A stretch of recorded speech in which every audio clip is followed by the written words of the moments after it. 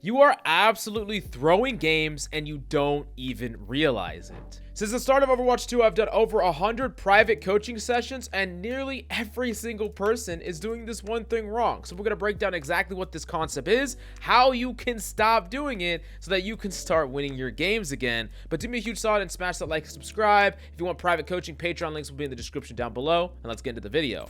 Now, every single character has their own personal effective range, which is just a range or a distance in which they are most effective. And then there's a super optimal range for nearly every single character. And depending on the character you are, that's going to greatly change. Like a Widowmaker has a very far effective range. So you could be effective from up to a very, very far distance away. Now, that still means that you're effective from close range. You could still kill someone and headshot them from close range, but you become far more survivable the further you go up to a certain point, and from even a fairly far distance away, you are just as effective. Then there's other characters that want to play within their effective range, like Sigma, where his hyper spears are only going to go about 22 meters. So he wants to play actually right at a 22-meter distance between him and his opponent, about there, because that's when the hyper spears will explode and you'll have the AoE effect of damage. Now, knowing this, there's two things that you need to do. The first thing that you need to do is make sure that you are always in your effective range and always backing away from your opponent's effective range, because every single character has an effective range overlap. Let's take that Widowmaker example again. Widowmaker doesn't have any meaningful fall off until 70 meters, and even at 100 meters, she's far more effective than other characters at that 100 meters. So because of this, she could still be effective at 100 meters up against a Cassidy, but a Cassidy is going to have huge amounts of fall off, not to mention a huge part of his kit, his grenade, is not going to be usable. So you want to make sure that you are distancing yourself as far away as possible from said Cassidy. Now, this seems like a super simple concept, but you would be incredibly surprised how many times players are playing in a far too close angle for too long, getting caught out as the opponents push up. You have to understand that you need to take into account the effective range of everyone on the enemy team, and as they pull forward, you pull back, so that they're never in a position to do damage to you, while you maintain your effective range so that you are a lethal threat all the time, while they're not as threatening to you. Now, this doesn't just apply for a character like Widowmaker. It applies for that Sigma example. You should be backing up every time that enemy tank pushes forward. It's your job to stay in that sweet spot, that effective range sweet spot, and it's the opponent's job, if they're a Rhine, let's say, or let's say a Zarya, they want to close the gap and get close to you into their effective range. So every time they're walking forward, you're giving space and walking back, and you're going to keep doing this over and over and over again, because if they're pushing forward, not able to actually do damage to you, and you're pulling back, capable of doing damage without being in their effective range, then they're going to have to start bursting down cooldowns. Like the Zarya is going to have to start using multiple bubbles. The Rhine is going to lose health, his shield health, and maybe even waste his charge, or whatever the case may be, and he's trying to desperately get into his effective range, which is right on top of you, and you are giving up space as much as possible, backing up while still maintaining that 23-ish meters from your target. And there's two core things that you need to understand about this. As long as you can maintain your effective range and deny the opponent from getting into theirs, you can continuously be effective when your opponent is not. So it becomes a battle of who can stay in their effective range for how long, and how do you break through to your effective range if you're on the other end of the spectrum. So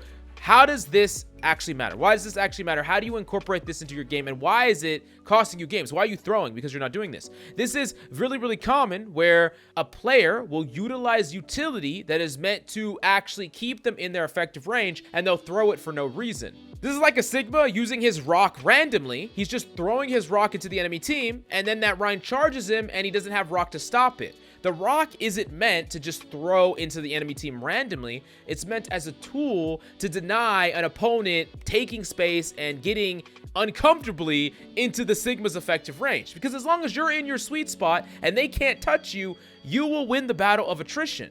But if you waste your cooldowns, if you push forward, if you try to contest objectives that don't need to be contested yet, or if you try to just randomly throw a rock into the enemy backline, and then you have nothing to stop the enemy from taking space or keeping you alive, that is what's throwing. And you could do this on literally every single character.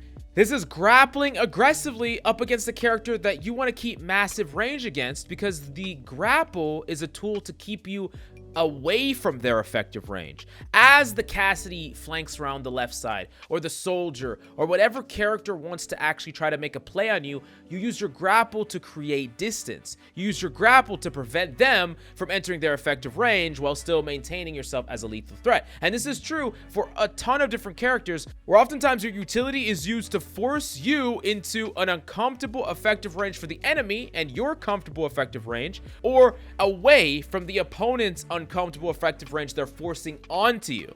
Now, the reason that this concept's so important is it ties directly into your positioning. Your ability use and how you're using your abilities is going to allow a position to be good or bad, weak or strong. And many players are just holding a position, whether it's aggressive or passive or whatever the case may be, and they're using their utility whenever they have it, but they're not thinking about what the utility is for. And most of the time, it's to deny aggressive plays by the enemy team so that you can maintain this sweet spot uninterrupted. And you can just maintain that position for as long as you want to. And if enemies want to force a position onto you or force a play onto you, you have this utility so that you can maintain your position. Or you can use it to force the enemy to back away, and then you can get your cooldown back, and then go maintain a more aggressive position. So to take it to a different example, let's go to a support. This is like an Ana, right? Imagine an Ana is holding a position where you have clear lines of sight of your teammates. You have clear effective range where you can heal your teammates. You could do damage to the enemy, whatever the case may be. And there are enemies that are trying to get into their effective range to you, like a Winston wants to get into his effective range, which is like right on top of you, right? That's where he wants to be.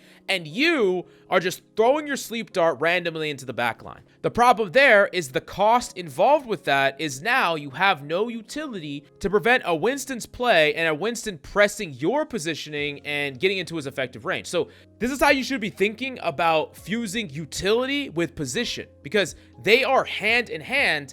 And oftentimes you are positioning way too aggressively, using your utility randomly, and never considering how the opponent wants to play in their effective range, and it's getting you killed a lot. And I know this because I've been VOD reviewing players all the way up to Grandmaster that are doing this at every single rank. And of course, as you grow higher in rank, you know this better inherently, right? Players are knowing and ingraining this inherently as they develop game sense, but most of them don't know why, and it's something that you can just pay attention to more, and you're gonna die a lot less, get killed a lot less, be able to play in your effective positions a lot less, because the reality is, if you can play and maintain your effective range and the opponent never challenges that, or every time they do, you have utility waiting for them that stops them, if you get to play in your effective range all game, uninterrupted, not only do you just get to big chill there, but you're gonna have so much more value than your opponent. Like, imagine a Rhine